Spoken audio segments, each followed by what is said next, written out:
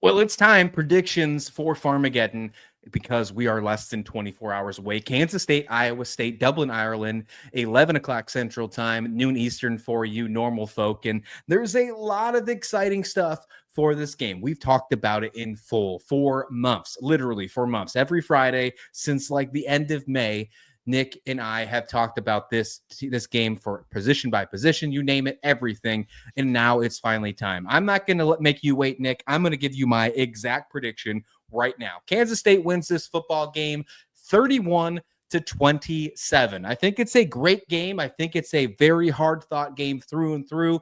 I wouldn't touch the spread as you think about that. Obviously, Kansas State winning by 4 points here. That's too close for comfort. It is the over if you wanted to play the over. But I think when it's all said and done, Avery Johnson is the key to this victory here. He's a dual threat. He's dual threat monster. He rushes it super hard. I think you see him pass for at least 250 yards, and he gets at least 75 on the ground with a few scores.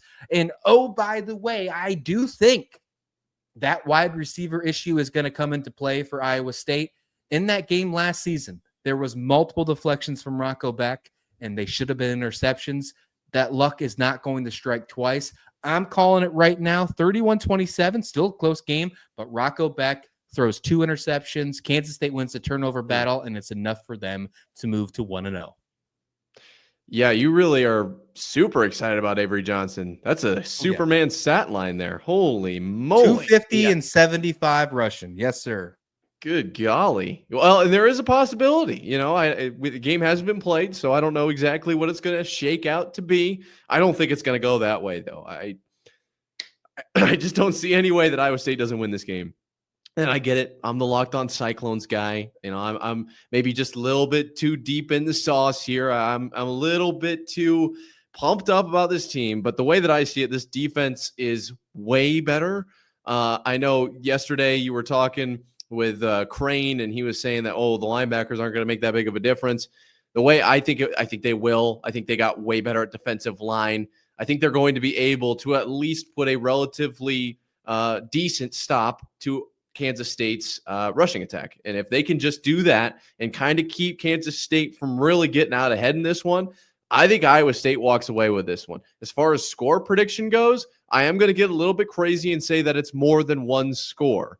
I said 31-20 earlier this week on Locked On College Football. I would maybe go 28-17, something like that. I don't think that Iowa State is going to be in a lot of trouble come the end of this game. I would love to see it come down to a last-second field goal, just like last year. Georgia Tech, obviously, really fun situation there, and just for the love of the sport, right? And I've talked about this with the college football playoff. A lot of times I am for the love of the sport. And I think it'd be awesome. It'd be great for the Big 12. It'd be probably great for both these programs, even though one has to lose. I just don't see it going that way. I think Iowa State's going to figure out the offense probably faster than we think. I think that we're kind of overestimating what they're losing at wide receiver. I think we're underestimating what they have at running back. And the line is enough of a question mark that I'm going to just assume that they're going to get it figured out. Rocco's gotten a lot better in the offseason, working through his progressions. Another year with Taylor Mauser at OC. Every domino leads towards Iowa State winning this game handedly for me. And maybe I've just underestimated Kansas State. Maybe that's my problem here. Maybe I need to give more credit to the team from Manhattan because you guys are very good, right? Like that's very true. Obviously a favorite in the Big 12 race for a reason, but Iowa State is going to be in this one, and I absolutely think they're winning it. Well, that is your problem, amongst other things, problems in your life, I'm sure. But, when you talk about me being bold on Avery Johnson, you're being bold thinking that your defense is only going to hold Kansas State to 17 points. I just can't see that whatsoever. I mean, Matt Wells, I think, has shown some structure, what he showed in the bowl game. Of course, I know it's Rutgers. Iowa State is above Rutgers. Definitely. There's no doubt about that. Thank you. And you're welcome. That's the best you get. But Dylan Edwards is going to go off. I didn't even mention what I think Dylan Edwards is going to do. I thought Avery Johnson's going to be on fire, but Dylan Edwards, before halftime is over, when people are waking up on the West Coast, because this game starts at 9 o'clock in the morning on the West Coast. So when people are waking up, getting ready, sitting down, having their coffee, maybe a bagel, they're not even thinking about a Busch Light yet. They're going to turn on their TV or maybe open their little Twitter X feeds, and they're going to see highlights of Dylan Edwards running at least a 50-yard or plus touchdown, not even touched. They're going to ask, wait a minute, who's Kansas State playing again? Oh, Iowa State? That's weird because I didn't see any of them in the photo of this video. Like, I mean, it's of like Dylan you Edwards haven't listened to a thing I've said about the defense all season long, all off season. So Avery Johnson's going for 250 and 75 on the ground. And then we've got a 50-plus yard touchdown as well. So we've got over 300 yards of total offense in the first half. Like, yeah, if that happens, we're getting cooked. No, not in the first half. No, not in the first half. Dylan Edwards is going to have a breakout game. He's going to have at least a 50-yard touchdown in the first half. That's it. But the rest of the stats are for the full game, buddy.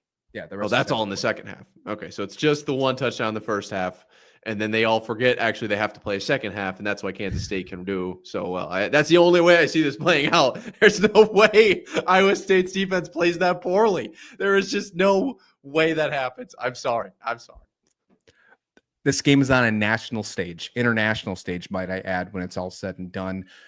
There is not a single game of football on when this one is on, Nick. So when this game goes final, when you and I are getting ready to do our reaction shows and go on Locked On Kansas State and Locked On Cyclones respectively, what is the rest of the world that's not tuning in, that should be tuned into our shows when that happens? What is the rest of the world thinking about this game? If it's Iowa State that gets the victory, the number one thing they are thinking about, and the narrative that will continue into next week about Iowa State is...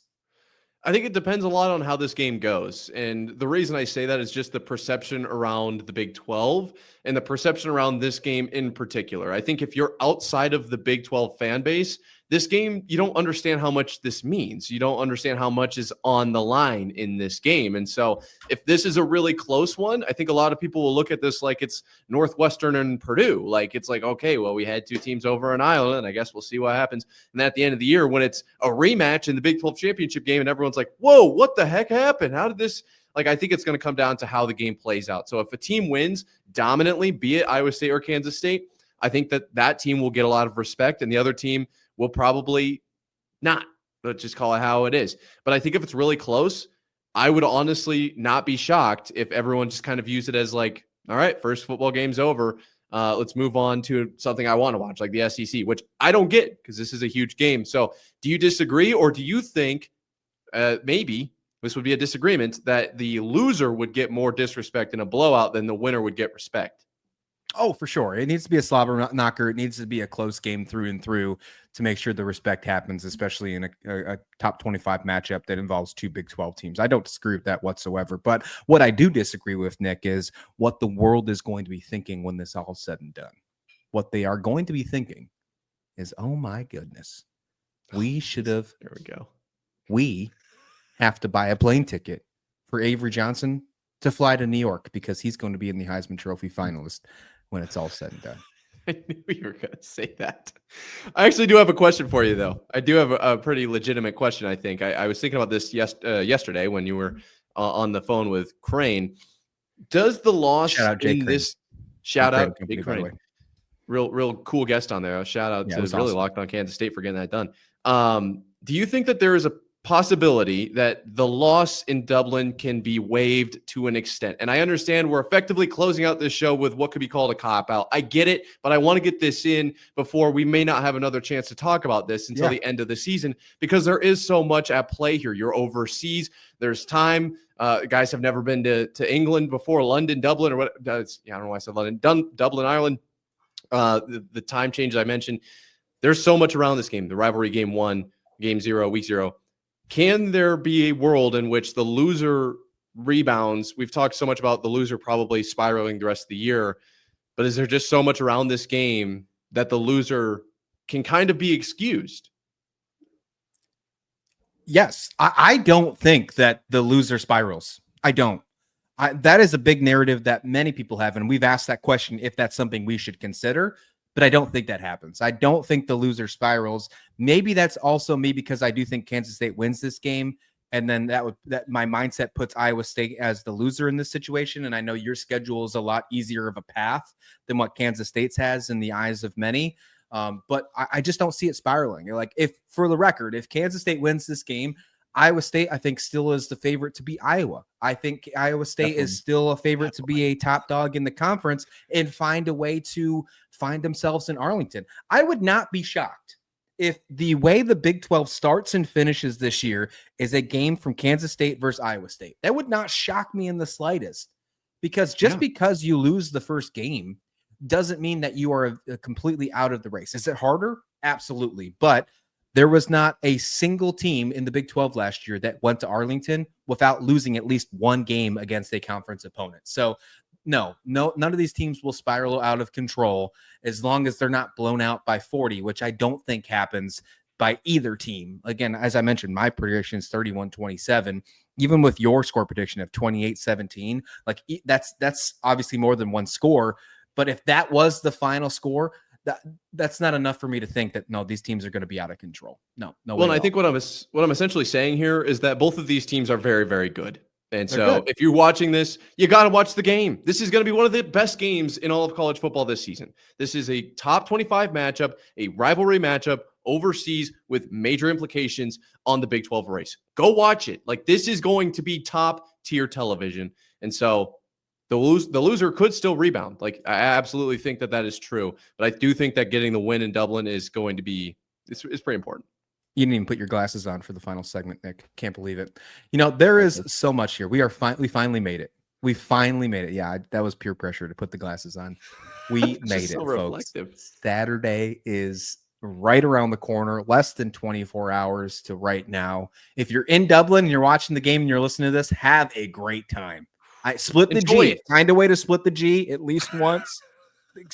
That's such a cool picture. I see it over there, and they find a way to do it in the Guinness Cup. I love that. Yes. I'm having a really fun time watching all these pictures on social media. And leave your score prediction in the comment description below if you're listening on Locked On Cyclones or Locked On Kansas State.